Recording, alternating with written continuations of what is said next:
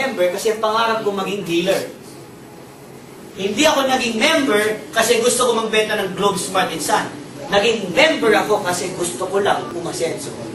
Sino dito gusto umasenso? Taas kamay. Eh, pag-usapan natin mamaya pag-asenso mo, ma'am.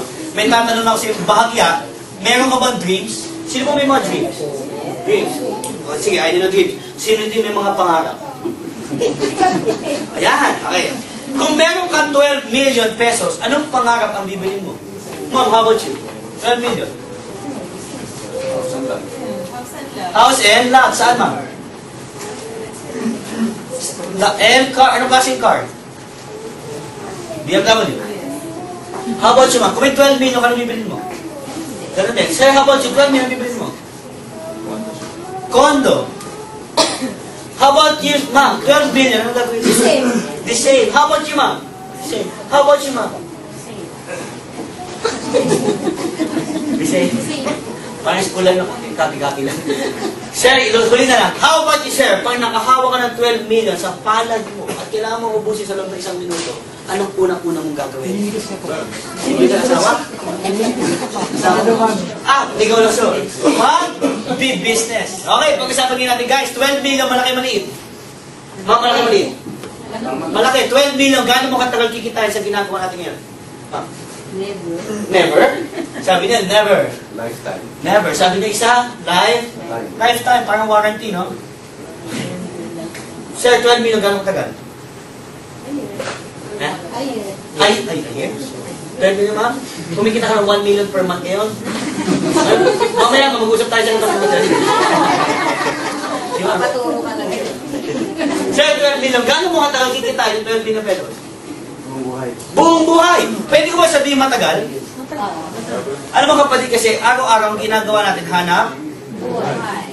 Hindi ka maggumigising sa umaga na pagising mo, hanap house and lot, hanap car, hanap condo, hanap business. Ang ginagawa mo, hanap buhay. Para mabayaran mo si Judith. Naghahanap buhay ka para makabayad ka kay Judith. Lahat na ni Judith? Yes. Judith ng Naranco. Judith ng bahay. Judith ng tubig. Lahat ni Judith. Dara. Ganito ni Judith. Ganito rin. Judith na kuryente. Di ba? Yan, Judith na yan. Hanggat buhay ka, may Judith ka. Sabi mo sa katigang mo, friend, bayad ka ba kay Judith?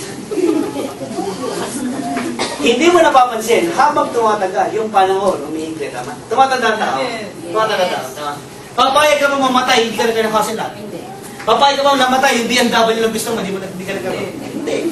Minsan ka na mabuhay, dapat pang mahirap ka. Tama? Pero may papakita ko sa'yo. Huwag ka na kukuha pa. So ma'am, again, you're not late. You're just on time. Can you tell our friend, you're just on time? Why? This is the best part. Ano itong best part na to? Sa mga na-late, no, hindi po kayo late.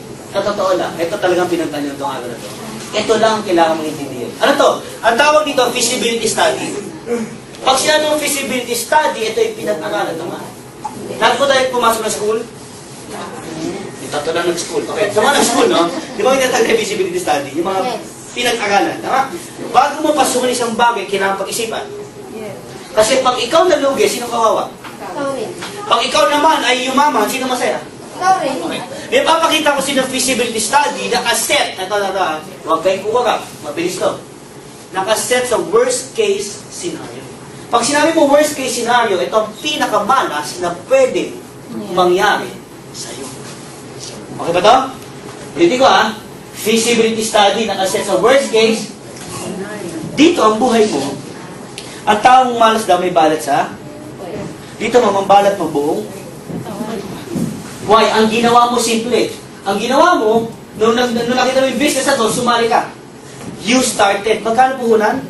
3,988. Nagbayad ka 3,988. Pagkatapos, dumating sa punto ng buhay mo, pag on mo ng Facebook mo, dalawa lang ang kaibigan mo. Pag on mo ng Friendster mo, ma'am, dalawa lang ang friends mo. Lahat pa ng testimonial galing sa'yo. I'm nice, I'm lovable, I'm sweet, I'm sweet. Dumating sa punto ng buhay mo, ang kaibigan mo ay dalawa lang. Ilan? Wala nang naniniwala sa'yo. Dahil ang nabenta mo, 2 dealership kits. Ilan? Tapos, wala na. Tapos, ang gawin natin ganito, pangatlo, ipasa natin yung kamalasan.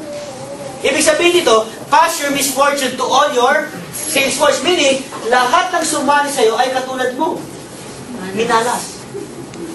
Pagsali, nakabenta na, ang nangyari sa'yo, simple.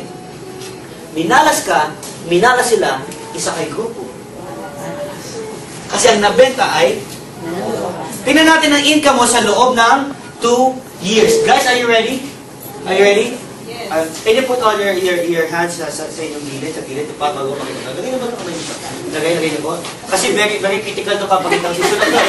Critical to, guys. Ilagay yung mga kamay sa gilid, dito sa gilid. At ilagay mo. Kailangan to gawin. Critical to. Okay, guys. Itong papakita ko sa'yo, 60 seconds lang.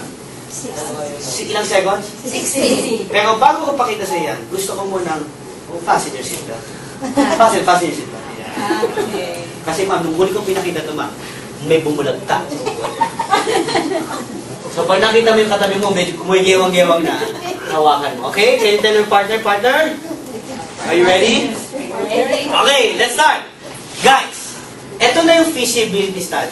First condition, sumali ka, tama? Magkano investment? Pangalawa, unang buwan, nakabenta ka ng dalawa. Ilan? Kaibigan 1, kaibigan 2. Meron kang 500 plus 500, you earn? Plus 1 bonus, you earn? 1,500 pesos. Yung 1,500 pesos na kinita mo, ang ginawa mo, bumili ka ng sleeping bed. Ay, nakita mo yung sleeping bed?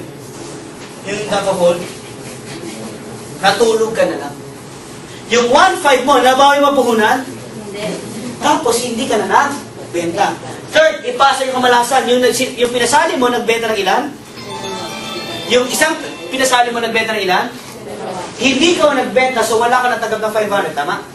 Pero may matatanggap kang bonus. Ano yung bonus? Di ba basta may dalawa doon at dalawa dito? 500 each? 500 plus 500, you earn 1,000 pesos in 1 month. Malas?